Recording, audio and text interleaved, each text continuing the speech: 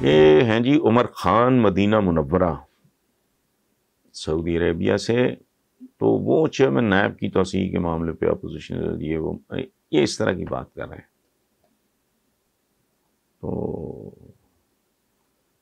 کیا خان صاحب کا یہ طرز عمل اور طریقہ کار درست ہے؟ یہ اگر ہر قانون کو صدارتی آرڈیننس کے ذریعے بنایا جائے گا تو پارلیمنٹ کس میں؟ دیکھیں بھائی میرے، بات غیر قانونی اور غیر آئینی نہیں ہونی چاہیے، نمبر 1. اور اگر ود ان دوز پیرامیٹرز کو گورنمنٹ اس کا ایڈوانٹیج لینا چاہ رہی ہے 100 دفعہ لے، کیوں نہ لے اگر پروویژن ہے. اگر آپ بلڈوز ہی کر رہے ہیں، بالکل اندھا دھند کر رہے ہیں، تو آپ غلط کر رہے ہیں. وہ کوئی بھی کرے گا، میں یہی کہوں گا، وہ کوئی بھی کرے گا. ہاں لیکن اگر کوئی پروویژن موجود ہے، اینڈ ٹاپ میں آپ کو بتاؤں آج ہی ہے کسی کا اسٹیٹمنٹ، پتہ نہیں کتنے بلین وہ ریکور کر چکے ہیں. جاوید اقبال صاحب جو تھے یا ہیں، انہوں نے ڈلیور کیا ہے بھائی. اچھا اگر کوئی سکم ہے اس ادارے کی، وہ کنسٹرکشن میں یا اس کے قوانین یا جو کچھ بھی اس کو کہتے ہیں، میں تو لاء کا اسٹوڈنٹ نہیں رہا کبھی، تو بھائی ان کو دور کر لو. وہ بھی آج کے اخباروں میں ہے کہ بھائی وہ اس کو ان میں سے چند شکیں یا وٹ ایور وہ نکالی جا رہی ہیں، تو وہ ٹھیک کرو. آپ نے ضرور نیا پنگا لینا ہے، نیا تجربہ کرنا ہے. ایک آدمی جس نے ڈلیور کیا ہے ان کے بارے میں کوئی 101 بات کرے، لیکن مالی طور پہ ان کا کیریکٹر ایسا ہے کہ کسی نے آج تک انگلی نہیں اٹھائی. باقی تکلیف تو ہوگی، جس کی دم پہ پاؤں رکھیں گے وہ تو چیخے گا. اب مجھے نہیں پتا کہ آئین اور قانون، ہاں آرڈیننس کا اگر پروویژن موجود ہے تو وائی ناٹ، وجہ غیر قانونی تو نہیں ہے نا. تو اس لیے یہ نہیں، اور ہمیں ان چیزوں کو ان لوگوں پہ چھوڑ دینا چاہیے. ہمارا فوکس کچھ اور ہونا چاہیے. یہ معاشرہ جہاں پہنچ گیا ہے، میرا آپ کا کنسرن تھوڑا مختلف بنتا ہے، لیکن بہرحال یہ بھی ٹھیک ہے. حافظ نور خان ہیں شرک پور شریف سے. وہ کہتے ہیں جی طالبان نے افغانستان میں شرعی سزاؤں کے نفاذ کا اعلان کیا ہے، جس میں سزائے موت اور ہاتھ کاٹنے کی سزائیں شامل ہیں.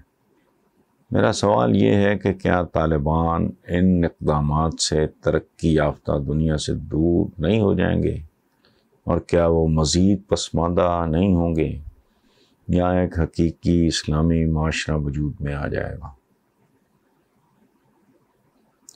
حافظ نور خان صاحب، یہ بڑا سینسٹیو مسئلہ آپ نے چھیڑ لیا ہے. I was not prepared for this question.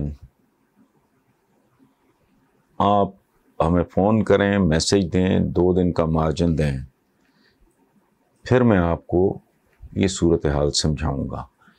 فی الحال آپ کے لیے ایک سوال ہے کہ حضرت عمر نے قحط میں کون کون سی سزائیں سخت کی تھیں؟ حقیقی اسلامی معاشرے کا مطلب ہی کچھ اور ہے. معاشرہ مثلا ایک لفظ ہے نا، یہ معاش سے نکلا ہے، جہاں اقتصادی اور عدالتی انصاف نہیں ہے،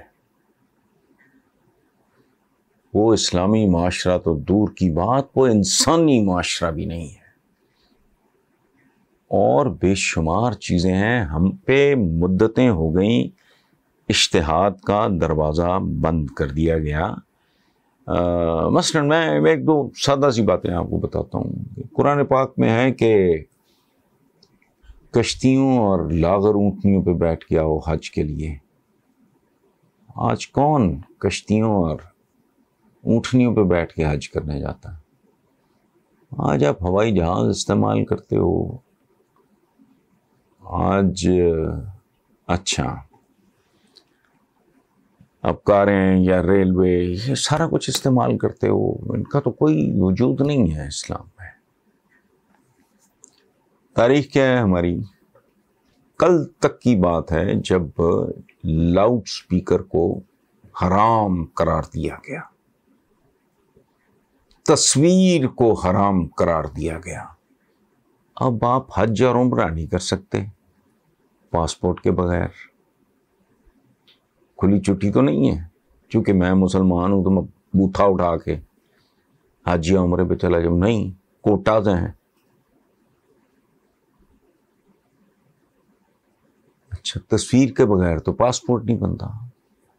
پاسپورٹ بن بھی جائے تو جب تک ویزا نہ ملے یا وہاں سے آپ کو جو بھی لاٹری یا جو بھی آپ کہہ رہے ہیں اس میں نہیں ہو سکتا.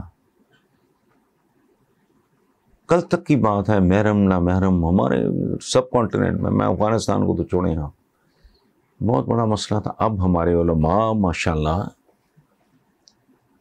نامحرم خواتین کے ساتھ بیٹھ کے پروگرام کر رہے ہوتے ہیں. Nothing wrong. بے شمار مسلمان ممالک، ان میں میں نہیں جانتا انہوں نے اجتہاد کیا نہیں کیا ہے. بہت ساری چیزیں ہیں جو لاٹ آف تھنگس. ہم نے تو انجیکشن تک کو کنڈیم کیا ہوا ہے. سر سید احمد خان، خدا کی پناہ، ان کو کتنی گالی پڑی. وہ انگلش سکھانا چاہ رہے تھے. ایک ان کی بہت ساری چیزوں میں ان کی تو انٹرپریٹیشن اگر آپ ریلیجن کی سن لیں تو رونگٹے کھڑے ہو جائیں، آپ کو یقین ہی نہ آئے. تو یہ مجھے نہیں پتا حقیقی اسلامی معاشرہ اور قحط کا سا عالم ہے. نہ تعلیم ہے، نہ پیٹ بھر کھانا ہے، نہ جابس ہیں. اچھا، پھر مومن کی ایک پہچان یہ ہے کہ وہ اپنے عصر، اپنے عہد، جس زمانے میں وہ زندہ ہوتا ہے، اس کے تقاضوں کو سمجھتا ہے اور ان کو ایڈریس کرتا ہے، تو پورا اترتا ہے کہ تم چاند تک جاؤ گے تو میں مریخ تک جاؤں گا. باقی آپ کے سوال کا جواب آپ اگر بتائیں گے، مجھے 2 دن کا مارجن دیں گے، میں اپنی طرف سے ایک لفظ نہیں بولوں گا. پاکستان کے سابق چیف جسٹس، ان کی ایک کتاب ہے فرام جنا ٹو ضیاء. ضیاء بھی اپنی قسم کا مسلمان تھا، ویل میننگ ہوگا، میں نہیں جانتا. بہرحال آپ کے سوال کا جواب جو ہے، اگر آپ تفصیلی چاہتے ہیں، ایکڈیمک چاہتے ہیں، تو وہ میں آپ کو پوری طرح دے دوں گا. باقی اللہ مالک ہے. رانا عمیر صاحب ہیں جی، گلبرگ لاہور سے. ان کا سوال ہے کہ پاک فوج کے اہم ترین شعبے ISI میں نئی تعیناتی ہوئی ہے اور لیفٹیننٹ جنرل ندیم انجم کو نیا ISI چیف مقرر کر دیا گیا ہے. میرا سوال ہے کہ سابق ISI چیف لیفٹیننٹ جنرل فیض حمید کا کام آپ کی نظر میں کیسا رہا، خاص طور پہ ان کا آخری دورہ کابل؟ دیکھیں رانا عمیر صاحب، میرا نہ فوجی بیک گراؤنڈ ہے، نہ میں معاملات کو ہمارے یہاں پرابلم یہ ہے کہ کوئی بندہ کسی سے کوئی سوال پوچھ لے، اس نے جواب ضرور دینا ہے. تو اس کے لیے میرے پاس نہ وہ معلومات ہیں، نہ وہ ایکسپرٹیز ہے، نہ میرا وہ بیک گراؤنڈ ہے کہ میں اس پہ کوئی تبصرہ کر سکوں. ایک بنیادی بات ہے وہ کامن سینس کی.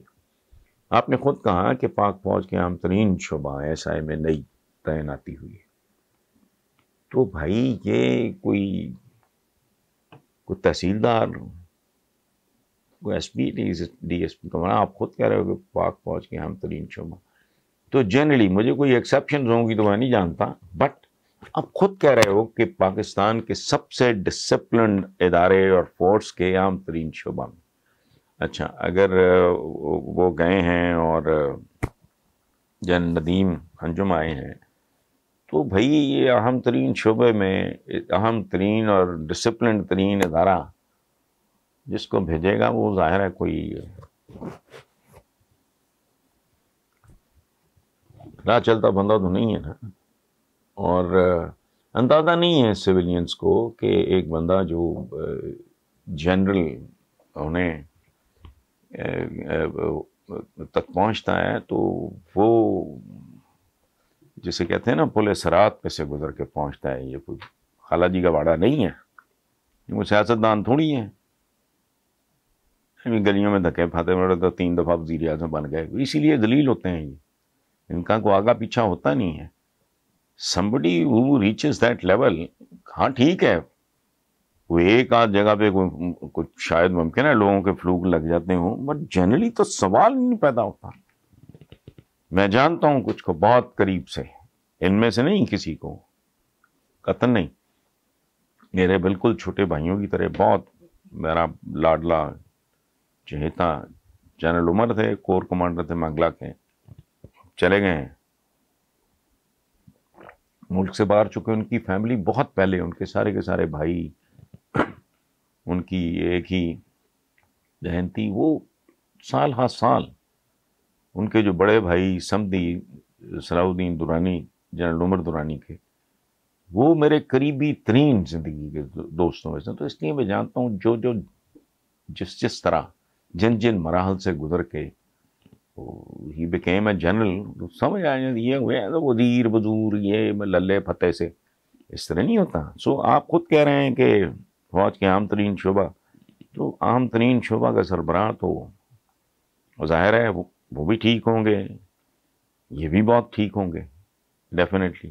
لیکن میں نے جو عرض کیا ہے نا کہ میرا بیک گراؤنڈ نہیں ہے, نہ میری ایکسپرٹیز, نہ کوئی انفارمیشن یہ فلانا, تو نہ میں نے زندگی میں رپورٹنگ کی ہے, نہ میرا کوئی اس طرح کا کوئی ایکسپوئر ہے. So I don't qualify to basically answer your question. ہاں کامن سینس کی بات میں نے عرض کر دی.